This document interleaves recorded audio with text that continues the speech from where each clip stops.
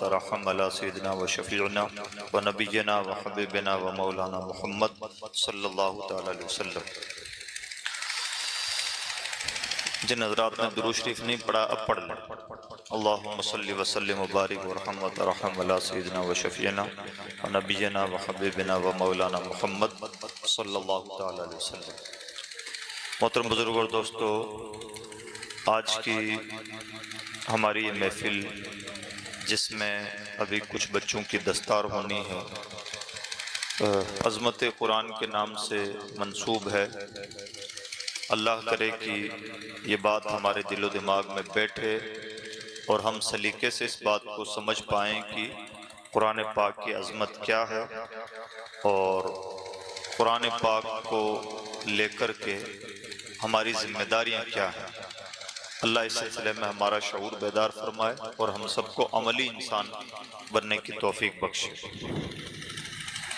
بہت زیادہ وقت بھی نہیں ہے اور افراتفری کا سا بھی ماحول ہے جو بہت سنجیدہ گفتگو کے لیے موضوع بھی نہیں ہے، پھر بھی اس عنوان پر کچھ باتیں میں گوشے گزار کرتا ہوں، پھر انشاءاللہ ہم شہزادہ حضور بحر العرفان دامہ ظلہ سے کچھ نصیحت افروز باتیں سماعت فرمائیں گے۔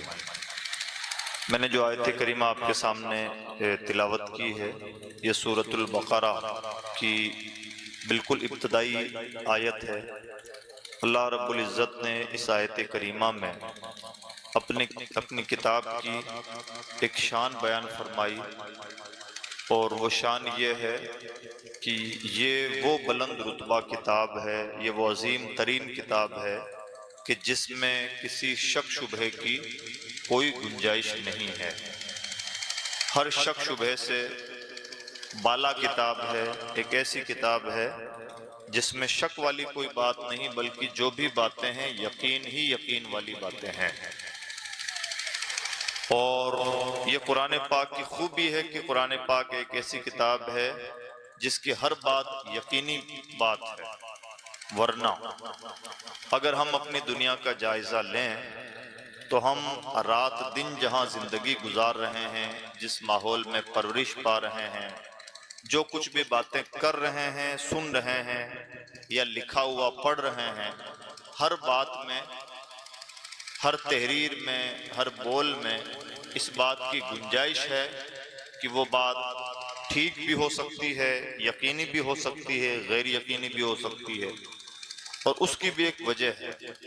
وجہ یہ ہے کہ جتنی بھی کتابیں لکھی گئی ہیں، ظاہر سی بات انسان کی کتابیں ہیں، اور جتنی بھی باتیں بولی جاتی ہیں وہ انسان کی بولیاں ہیں، اور وہی باتیں ہم بولتے ہیں، وہی سنتے ہیں، اور وہی جو ہمیں سمجھ میں آتا ہے لکھنے والے اس کو لکھ لیتے ہیں۔ تو لے دے کے یہ انسان کی باتیں ہیں جو الگ الگ شکلوں میں ہمارے سامنے محفوظ ہیں، اور انسان کی جو معلومات ہے اس معلومات کے چند دائرے ہیں۔ انسان کو جو بھی چیز معلوم ہوتی ہے یا تو تجربے سے معلوم ہوتی ہے، انسان بار بار ٹھوکریں کھاتا ہے اور تجربات سے کچھ باتیں سیکھ لیتا ہے، کچھ باتوں کا انسان اندازہ لگاتا ہے، اور کچھ باتیں انسان کو پیچھے سے منتقل ہوتی ہوئی ملتی ہیں۔ اور جب ان تمام چیزوں کا بھی ہم نچوڑ نکالنے کی کوشش کریں گے تو ہم یہ پائیں گے کہ سب کی سب غیر یقینی باتیں ہیں۔ تو ہماری اور آپ کی جو دنیا ہے وہ غیر یقینی چیزوں سے بھری ہوئی ہے۔ ہاں، وہ فائدہ مند ضرور ہیں غیر یقینی، فائدہ مند اس طور پر ہیں، فائدہ مند ہے تبھی ہم تک وہ چیزیں منتقل ہو رہی ہیں۔ غیر یقینی اس وجہ سے ہیں کہ ان کے جو بنیادی سورسز ہیں وہ غیر یقینی ہیں، وہ یا تو تجربات ہیں یا ٹھوکریں ہیں یا اٹکل پچھو ہیں، اس طرح کی باتیں ہیں۔ لیکن ان سب کے بیچ اللہ کی کتاب وہ عظیم ترین کتاب ہے جس کی ہر بات یقینی بات۔ جیسے مان لیجیے، ابھی ایک کو بند کر دیجیے بھائی، ٹھیک ہے؟ ابھی مان لیجیے بادل چھا جائیں اور میں کہوں کہ لگتا ہے کچھ دیر میں بارش ہونے والی ہے، تو ایسا نہیں ہے کہ میں کوئی غیب جانتا ہوں یا میں نے جو کہہ دیا وہ ہو کے رہے گا، بلکہ چونکہ ایک پرانا تجربہ رہا ہے جب بارش برستی ہے تو عام طور پر اس سے پہلے بادل چھا جاتے ہیں، ایک موسم بن جاتا ہے۔ تو اس پرانے تجربے کی بنیاد پر ہم نے یہ بات کہی، ہو سکتا ہے یہ بات سچ ہو جائے اور ہو سکتا ہے بالکل جھوٹ ہو جائے، کہ بادل چھٹ جائیں، موسم بالکل صاف ستھرا ہو جائے اور بارش کا ایک قطرہ بھی نہ برسے۔ اگر بارش برس گئی تو اس میں کوئی کمال نہیں ہے، برس جائے تب بھی میری بات یقینی بات نہیں ہے، تجربے کی بات ہے۔ اور میں جس وقت یہ بات کہہ رہا ہوں اس وقت بھی میری کوئی کیفیت یقین کی کیفیت نہیں ہے، ایک پرانے تجربے کی روشنی میں یہ بات بولی جا رہی ہے، جس کا تیر کبھی نشانے پہ لگ بھی سکتا ہے اور کبھی چوک بھی سکتا ہے۔ یہی ہر چیز کی کہانی ہے۔ ہم جو دوائیں لیتے ہیں، میڈیکل سائنس جس کو کہا جاتا ہے، میڈیکل سائنس کی بنیاد ہی تجربات پر ہے، تجربے کا نام ہی میڈیکل سائنس ہے۔ ایک ہی دوا کو انسان نے بار بار استعمال کیا اور اس سے سر درد ٹھیک ہو گیا تو مان لیا گیا کہ یہ سر درد کی دوا ہے، کسی پر وحی نازل نہیں ہوئی کہ یہ دوا کھانے سے سر درد ٹھیک ہو جاتا ہے۔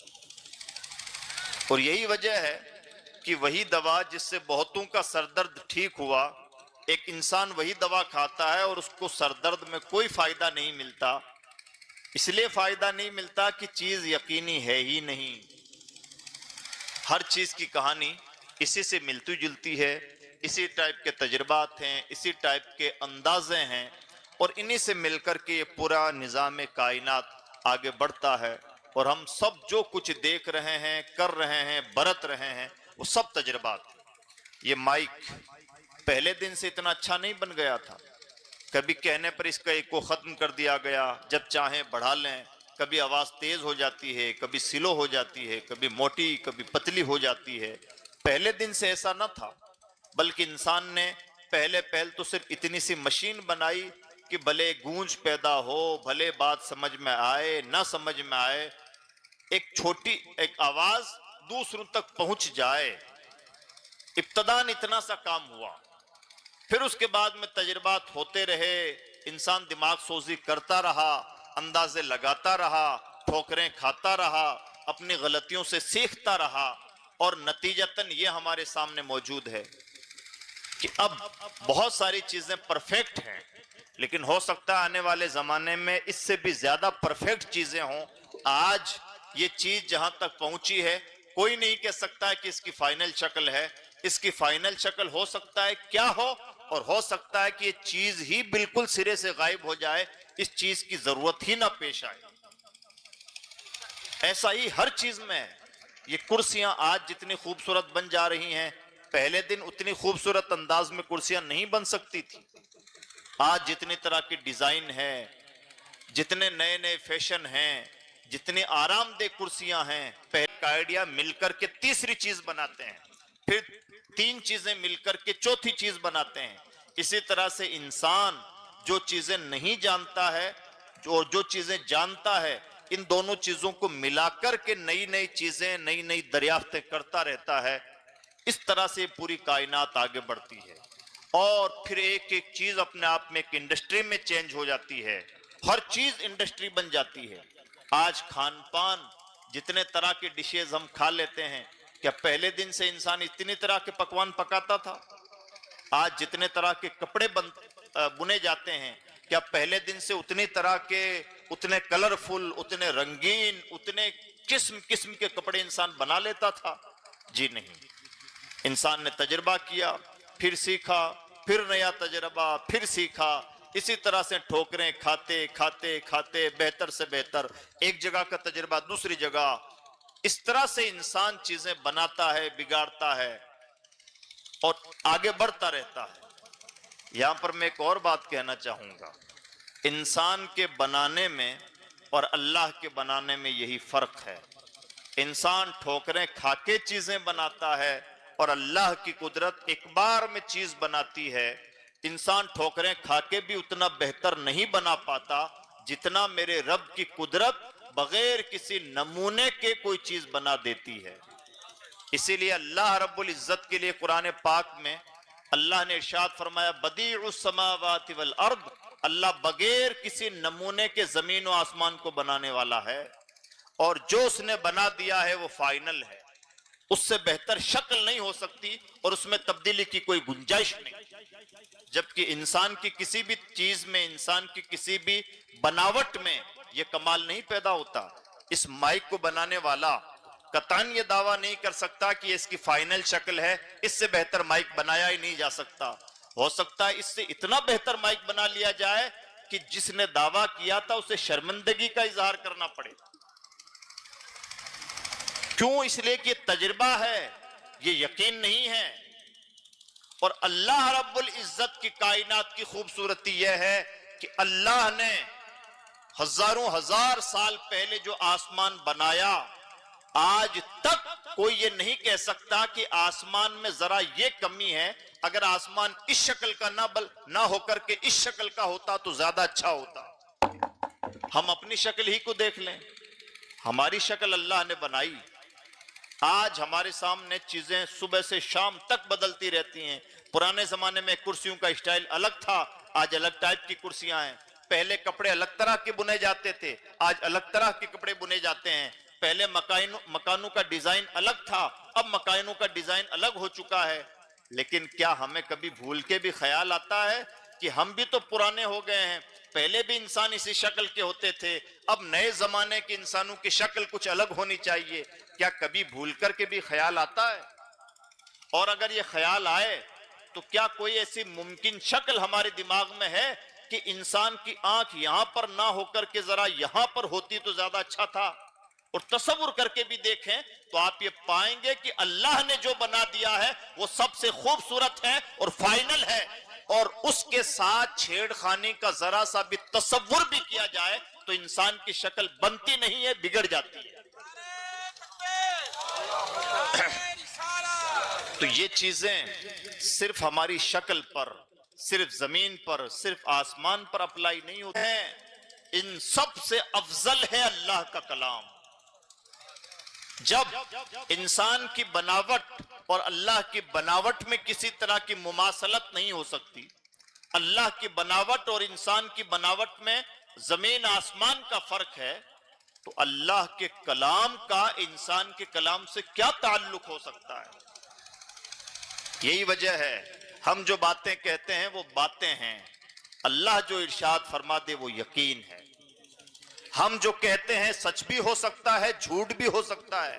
اللہ کے کلام میں کچھ کہہ دیا گیا تو وہ فائنل ہے، وہ لوہے کی لکیر ہے، وہ سب سے بڑی سچائی ہے، اور وہ اٹل سچائی ہے جس میں شک شبے کی کوئی گنجائش نہیں۔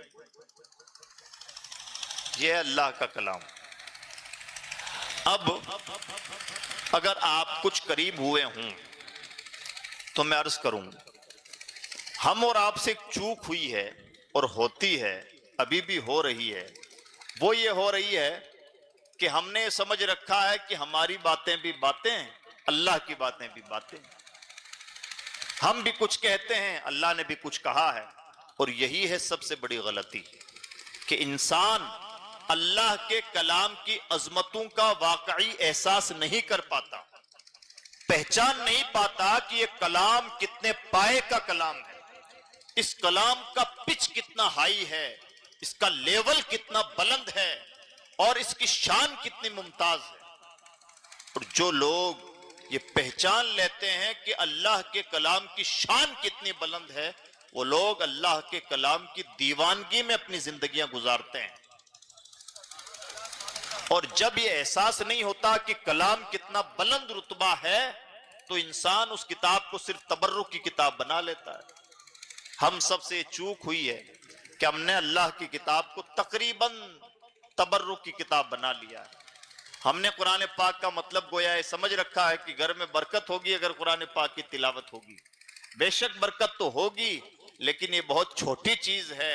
اللہ کے کلام، اللہ کا کلام صرف برکت کے لیے نازل نہیں ہوا، بلکہ اندھے لوگوں کو، جاہل لوگوں کو، اجڑ لوگوں کو، کفر میں غوطہ کھانے والے لوگوں کو، جہنم کے حقدار لوگوں کو جنت کی ضمانت عطا کرنے کے لیے آیا ہے۔ اللہ کا کلام چھوٹے موٹے مقاصد کے لیے نہیں، اللہ کے کلام کے مقاصد بھی بہت بلند، اللہ کے کلام کی شان بھی بہت بلند، اس کے مضامین بھی بہت بلند۔ اور جو اس کتاب سے جتنا زیادہ اٹیچمنٹ فیل کرتا ہے، جتنا گہرا رشتہ بناتا ہے، جتنا تعلق مضبوط کرتا ہے، اللہ کے کلام کی برکت سے اس شخص کا مرتبہ بھی اونچا ہو جاتا ہے۔ اس کلام کے کئی ایک امتیازات ہیں، جیسے ایک امتیاز سن لیں۔ میں اردو میں بات کر رہا ہوں اور آپ کو اردو سمجھ میں آتی ہے، تو میں جو کہہ رہا ہوں آپ وہاں تک پہنچ جاتے ہیں۔ میری زبان سے جو الفاظ ادا ہو رہے ہیں، کہتا ہوں، کوئی ایسی ٹرم استعمال کرتا ہوں جو آپ کی فہم سے بالا ہے، تو اس وقت اتنی سی بات آپ کو سمجھ میں نہیں آتی۔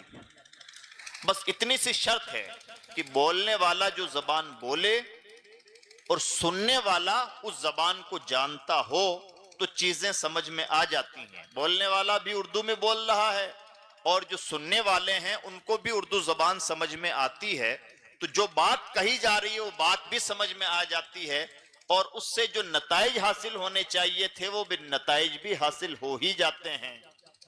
اللہ کے کلام کی شان اس سے ممتاز ہے۔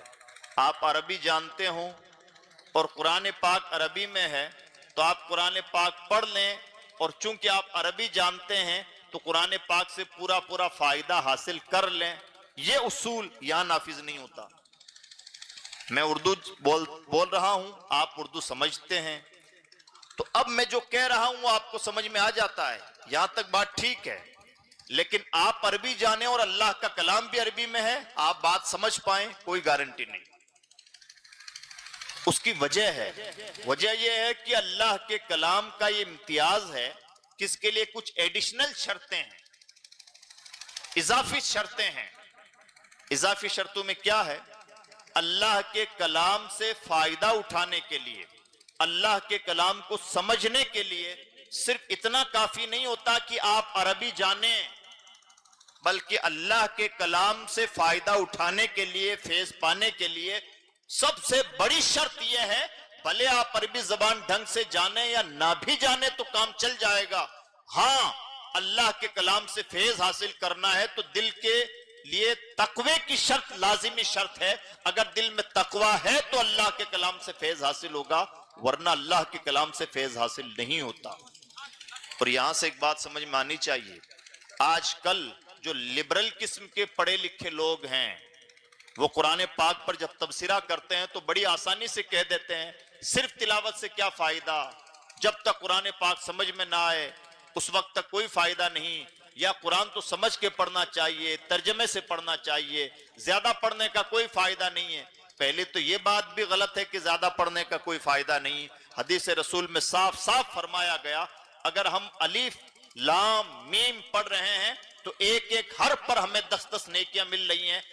الف ایک مستقل حرف ہے، لام ایک مستقل حرف ہے، اور میم ایک مستقل حرف ہے، یعنی ان 3 حرف کی تلاوت سے 30 نیکیاں ملتی ہیں۔ یہ حدیث پاک میں اسپیشل طور پر فرمایا گیا۔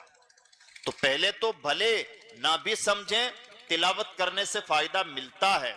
دوسری بات، یہ بنیاد ہی غلط ہے کہ صرف ترجمہ پڑھنے سے قرآن پاک سمجھ میں آ جائے۔ قرآن پاک صرف ترجمے سے نہیں سمجھ میں آتا ہے، ہاں صرف تقوی سے سمجھ میں آ جاتا ہے۔ اگر اور کچھ نہ بھی سمجھ میں آئے، دل میں اللہ کا ڈر ہے اور انسان یہ تصور کر لے کہ میں جس کی تلاوت کر رہا ہوں وہ اللہ کا کلام ہے، تو صرف یہ تصور ہو سکتا ہے انسان کے دل کی دنیا بدل دے۔ اور ظاہری طور پر اگر انسان عربی زبان کا بڑا ماہر ہو لیکن دل تقوی سے خالی ہو تو سکتا ہے کہ اسے گرامیٹکلی یا لغوی طور پر، زبانی طور پر، ڈکشنری کے اعتبار سے ایک ایک لفظ کی میننگ سمجھ میں آ رہی ہو، لیکن میننگ سمجھ میں آنے کے باوجود بہت ممکن ہے کہ اسے کوئی ہدایت حاصل نہ ہو، بلکہ ہدایت حاصل ہونا تو دور کی بات۔ قرآن پاک نے تو ایک انوکھی بات کہی ہے، اللہ ارشاد فرماتا ہے یضل بہ کثیرا، قرآن پاک پڑھ کر کے ہدایت حاصل ہونا تو دور کی بات ہے، ہو سکتا ہے انسان قرآن پڑھ کے گمراہ ہو جائے۔ کب؟ جب دل میں تقوی نہ ہو۔ کیوں؟ وما یضل بہ الا الفاسقین، اگر دل میں فسق و فجور پایا جاتا ہے، دل میں گندگی میل کچیل پایا جاتا ہے، دل اگر ناپاک ہے، گنہگار ہے، پرہیزگار نہیں ہے، تو ایسے پرہیزگار لوگ قرآن پڑھ کے گمراہ بھی ہو جاتے ہیں. صرف عربی جاننا قرآن پاک کے لیے شرط ہے ہی نہیں. دنیا کی کسی زبان کو، کسی کتاب کو سمجھنا چاہتے ہیں، اتنا کافی ہے کہ جو کتاب کی زبان ہے وہی آپ کی زبان ہے، چیز سمجھ میں آ جائے گی. قرآن پاک کے لیے بالکل انوکھی شرط ہے. قرآن عربی میں ہے، آپ بھی عربی جانتے ہیں، سمجھ میں آ جائے کوئی گارنٹی نہیں. ہاں اگر آپ کے دل میں تقویٰ ہے تو بھلے آپ عربی نہ بھی جانتے ہو، قرآن پاک سے ہدایت مل جاتی ہے. انوکھی کتاب ہے، عقل سے ورا کتاب ہے. یہاں صرف دنیا کے عام پیمانے کام آتے ہی نہیں. دنیا پر جو اصول اپلائی ہوتے ہیں اللہ کی کتاب پر اصول اپلائی نہیں ہوتے. یہ کتاب اس لیول کی کتاب ہے. ہمیں قرآن پاک کو اس ناحیے سے سمجھنا ہوگا. اس لیے عزیز دوستو، جب بھی قرآن پاک پڑھیں تو قرآن پاک دل سے تلاوت کریں. اگر آپ کو اور کچھ سمجھ میں آتا ہے اچھی بات، اگر نہ بھی سمجھ میں آتا ہے اتنا بھی کافی ہے. ہمارے پزمردہ عہد، زوال آمادہ عہد کے لیے اتنا بھی کافی ہے کہ میں گنہگار جس کتاب کی تلاوت کر رہا ہوں وہ میرے خالق و مالک کی کتاب ہے. اگر یہ تصور بھی دل میں ڈھنگ سے جگہ بنا لے، ہو سکتا ہے اتنے سے تصور سے آپ کا کام بن جائے. اور اگر یہ تصور دل و دماغ میں نہیں ہے، قرآن پاک سے اتنا گہرا ربط نہیں ہے، ایسی اپنائیت نہیں ہے، ایسی محبت نہیں ہے، ہو سکتا ہے آپ تفسیری نکات پر بحث کر لیں، ہو سکتا ہے گرامیٹکلی، ہو سکتا ہے ڈکشنری کے لیول پر آپ لمبی چوڑی بحثیں کر لیں کہ اس لفظ کی یہ بھی میننگ ہوتی ہے، اس کا مطلب یہ بھی ہوتا ہے، اس کا مطلب یہ بھی ہوتا ہے، فلاں نے یہ لکھا ہے، فلاں نے یہ لکھا ہے، فلاں جگہ ایسا لکھا ہے. لیکن اتنی لمبی چوڑی تقریروں کے باوجود بھی ہو سکتا ہے قرآن پاک پڑھ کر کے ہدایت حاصل نہ ہو. اس کتاب کی شان بہت ممتاز ہے. یہاں کیفیت ہی الگ مطلوب ہے اور وہ ہے دل کی تقوی کی کیفیت. اب عزیز دوستو، آپ کے مطلب کی کچھ باتیں، یہ بھی قرآن پاک کی عظمت کا تقاضا ہے کہ قرآن پاک کی عظیم ترین باتیں غیر سنجیدہ ماحول میں نہ ہوں. اس لیے کچھ آپ کے مطلب کی سیدھی سادی باتیں، آپ جتنے سیدھے سادے ہیں اتنی سیدھی سادی کچھ باتیں سن لیں. اللہ ہمارا شعور بیدار فرمائے اور ہمیں حساس بنائے دینیات کو لے کر، اپنی ذمہ داریوں کو لے کر، پرفتن عہد کو لے کر. اور اللہ کرے کہ ہم اپنے آپ کو ان اسباب میں مزید نہ دھکیلیں جن میں دھکیلتے چلے آئے ہیں اور جن کی وجہ سے نہایت زوال کا شکار ہو چکے ہیں، اور اتنے زیادہ شکار ہو چکے ہیں کہ اب اپنے زوال کا احساس تک نہ رہا. اللہ ہمارا شعور بیدار فرمائے. کچھ اور باتیں سن لیجئے. آپ کے مطلب کی بات ہے، قرآن پاک کی جب بھی تلاوت کریں تو اس کے ادب و آداب کا بھرپور خیال رکھیں. ادب و آداب کا خیال کیا ہے؟ یہ تو ہم سب جانتے ہیں کہ قرآن پاک کی تلاوت جب بھی کریں تو باوضو ہوں، نہایت پاک صاف ہوں. تو یہ ظاہری ادب و آداب ہے. لا یمسہ الا المطہرون، قرآن پاک کو صرف پاک لوگ چھوئیں، ناپاکی کی حالت میں قرآن پاک نہ چھوئیں. شرعی نقطہ نظر سے دیکھا جائے تو اگر بنا چھوئے آپ بے وضو قرآن پاک کی تلاوت کرتے ہیں تو مذائقہ نہیں، لیکن غایت ادب کا تقاضا یہ ہے کہ بنا وضو قرآن پاک کی زبانی تلاوت بھی نہ کریں. یعنی یہاں پر صرف ظاہری حکم کی بات نہیں ہے، جتنا زیادہ قرآن پاک کا اہتمام، جتنی زیادہ قرآن پاک کی عظمت دل نشیں ہوگی، اتنا اللہ کے کلام سے فیضیاب ہوں گے. دوسری بات، جب بھی قرآن پاک کی تلاوت کریں تو ڈوب کر کے تلاوت کریں. ڈوب کر کے تلاوت کرنے کا مطلب یہ ہے کہ بہت سارے تصورات ہونے چاہیے، اور کوئی نہ صحیح تو یہ تصور جو میں نے کی ضمانت، یہ وہ کتاب جو میرے لیے ہدایت کی ضمانت، یہ وہ کتاب جو میرے لیے جنت کی ضمانت، یہ وہ کتاب جو پوری کائنات کے لیے ہمیشہ ہمیش کے لیے ہدایت کی ضمانت. اور جب قرآن پاک کی تلاوت کریں تو تلاوت کی کچھ مزید ادب و آداب ہیں جو بارگاہ رسالت سے مستفاد ہیں. وہ کیا ہیں؟ حضور نبی اکرم صلی اللہ تعالی علیہ وسلم جب بھی اللہ کے کلام کی تلاوت فرماتے تو اس طرح سے ڈوب کر کے تلاوت کرتے کہ صرف قرآن ہوتا اور حضور ہوتے. کسی دوسری تیسری چیز کی طرف توجہ نہ ہوتی. یعنی جس طرح نماز میں خشوع و خضوع مطلوب ہے کہ ہم خوب دل لگا کر کے نماز پڑھیں، قرآن پاک کی تلاوت میں بھی یہی کیفیت ہونی چاہیے کہ جب ہم قرآن پاک کی تلاوت کریں تو صرف قرآن کی تلاوت کریں. اور اس میں مزید ادب یہ ہے کہ جب ہم قرآن پاک کی تلاوت کریں تو تلاوت کے ساتھ ساتھ چلیں. ساتھ ساتھ چلنے کا مطلب یہ ہے کہ جو قرآن پاک جو کہہ رہا ہو ہمارا دل و دماغ اس کے بالکل ساتھ ساتھ چل رہا ہو. اگر کہیں قرآن پاک رحمت کی باتیں کر رہا ہے تو ہمارے دل مچل جانے چاہیے اللہ کی رحمت کی باتیں تلاوت کر کے. اگر قرآن پاک کہیں جنت کی بات کر رہا ہے تو ہمارے دل و دماغ جنت تک پہنچ جانے چاہیے. اگر قرآن پاک کہیں جہنم کی بات کر رہا ہے تو ہماری روح کانپ جانی چاہیے. اگر قرآن پاک کہیں ہمیں اپنے گناہوں کا احساس دلا رہا ہے، اگر قرآن پاک تباہ شدہ قوموں کے حالات بیان کر رہا ہے، اگر قرآن پاک نافرمانوں کی نافرمانیاں بیان کر رہا ہے تو اس وقت ہمارے دل میں استغفار کا جذبہ پیدا ہونا چاہیے. یہ سب سنت رسول ہے.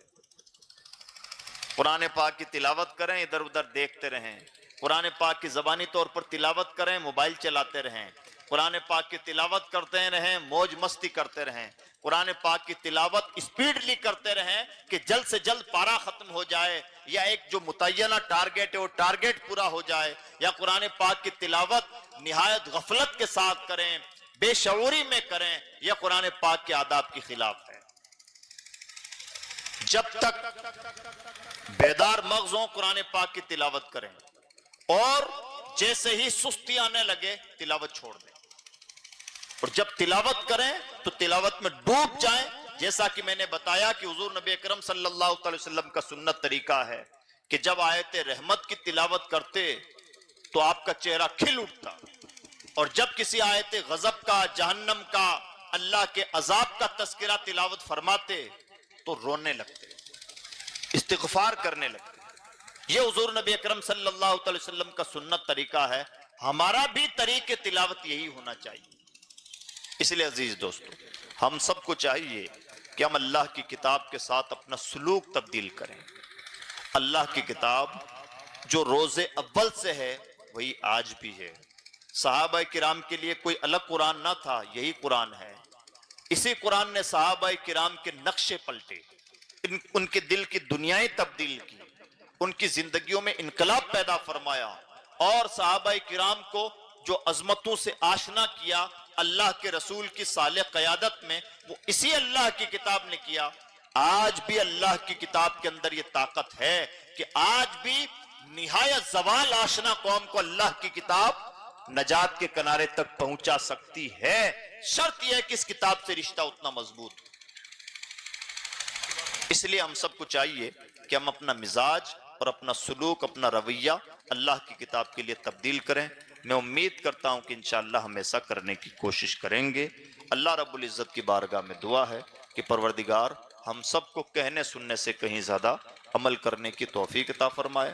اور ہمارے جو بچے فارغ ہو رہے ہیں ان کو، ہم سب کو صرف قرآن پاک کا تلاوت کرنے والا یا قرآن